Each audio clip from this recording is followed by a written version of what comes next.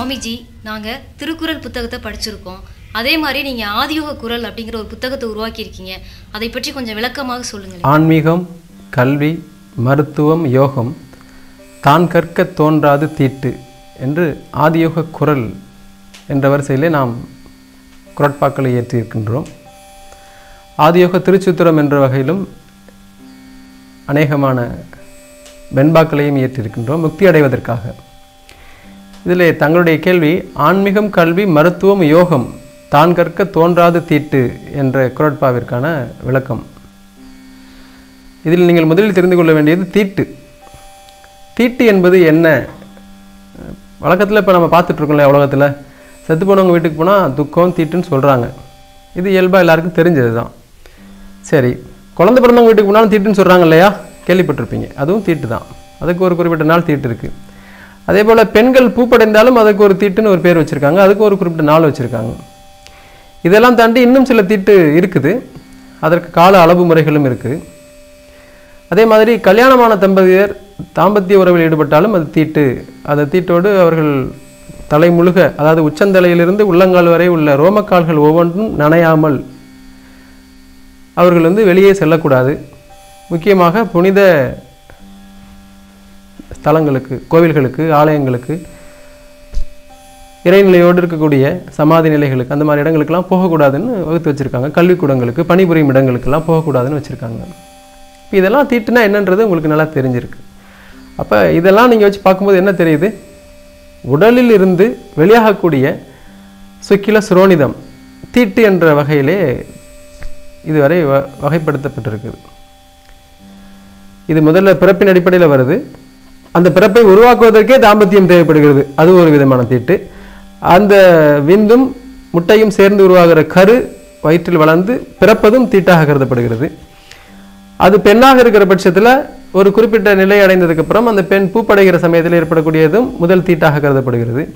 அதற்கப்புறம் மாதம் மாதம் அவர்களுக்கு ஏற்படக்கூடிய அந்த இயற்கை ஒழுங்குமுறையும் கூட தீட்டாக கருதப்படுகிறது.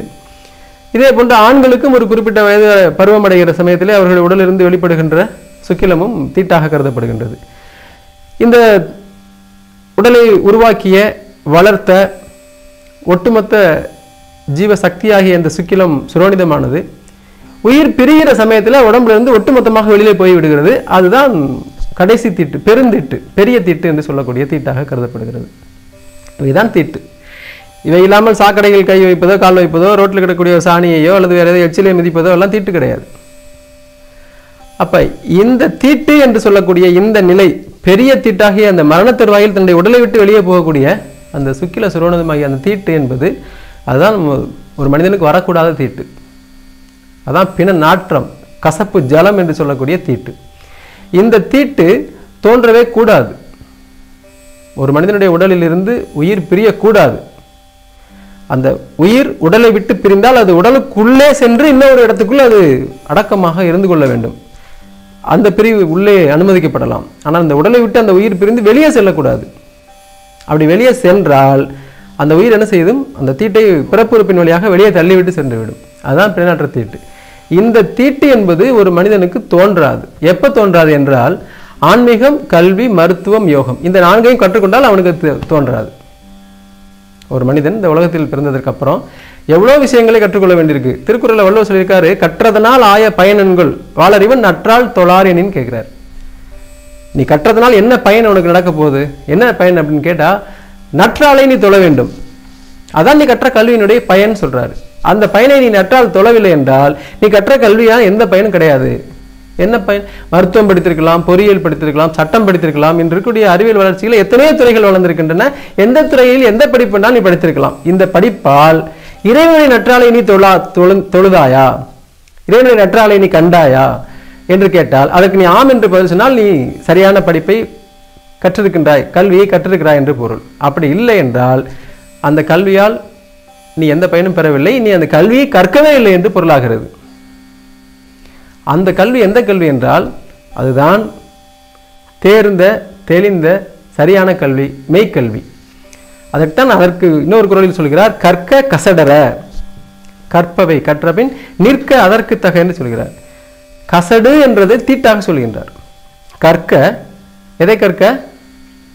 கசடு அற கற்க. கசடு என்பது தீட்டு. கசடு நம்ம தண்ணி வடிகட்டினோம்னா அடியில் தங்குவதை கசடுன்னு சொல்கிறோம். தேவையில்லாதது அல்லது துன்பம் தரக்கூடியது கசடாக கருதப்படுகிறது. அப்போ நம்முடைய உடலில் இருந்து வெளியே போகக்கூடிய அல்லது நம்மை தேவையில்லாததாக ஒரு பொருளாக கருதக்கூடியது கசடு. கசடு அற்றுப்போகும்படியானதை கற்றுக்கொள்.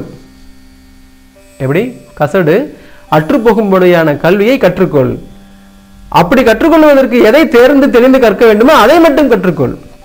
கற்றதற்கு பின் அதன்படியே நின்று வாழ்ந்து கொள். அதுதான் அந்த குறளுடைய உண்மையான பொருள். அப்படி வாழவில்லை என்றால் எங்கே போய் விடுவாய் என்றால் நீ நரக தீட்டுக்குள் போய் மாட்டிக்கொள்வாய். அது எப்படி தெரிஞ்சு போயிடும்? தக்கார் தகவலார் என்பது அவரவர் எச்சத்தால் காணப்படுங்கிற இன்னொரு குறள் அதுக்கு விளக்கம் சொல்லி வச்சிருக்காரு. ஒருவன் இறைவனடி சேர்ந்தானா சேரவில்லையா, சொர்க்கத்துக்கு சென்றானா செல்லவில்லையா, அவன் தகுதியானாலா தகாதாளா என்பதெல்லாம் எங்க தெரிஞ்சு போயிடும்? அவனுடைய எச்சத்தால் காணப்பட்டுன்றார். எச்சம் என்பது என்ன? துப்புற எச்சிலா, இல்லை வெளியில போற மோஷனா, யூரினா? அது சிறுநீரும் அல்ல மலமும் அல்ல. இந்த உடல் தான் நம்முடைய எச்சம். இந்த உயிரானது இந்த உடலுக்குள்ளே பல ஆண்டுகளாக இருந்து இந்த உடலை விட்டு வெளியே போகும்பொழுது அது போட்டுவிட்டு போகக்கூடிய இந்த உடல் இருக்கல்லவா, இதுதான் அதனுடைய எச்சம். இந்த எச்சம் ஏதாக இருந்தால் காட்டி கொடுத்து விடுகிறது? தீட்டாக இருந்தால் நரகத்துக்கு போனான் என்று காட்டி கொடுக்கிறது. தீட்டாகாத உடலாக இருந்தால் சொர்க்கத்துக்கு போய்விட்டான் என்பதை காட்டி கொடுக்கிறது. அதுதான் தக்கார் தகவலார்.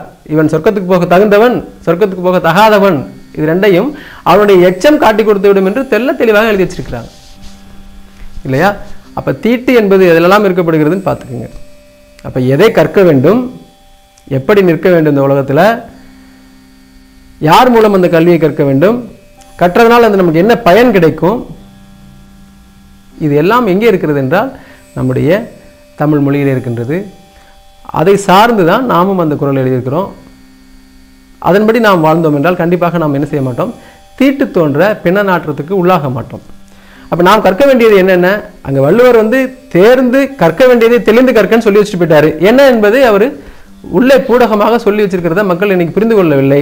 நாம் அதை தெளிவுபட சொல்லியிருக்கிறோம். எதை கற்க வேண்டும் என்றால் ஆன்மீகத்தை ஒருத்தன் கற்க வேண்டும், கல்வியை கற்க வேண்டும், மருத்துவத்தை கற்க வேண்டும், யோகத்தை கற்க வேண்டும்.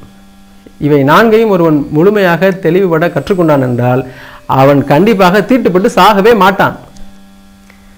தீட்டுப்பட்டு சாகாதவனுக்கு உண்மையான பெயர் தான் அமரன்.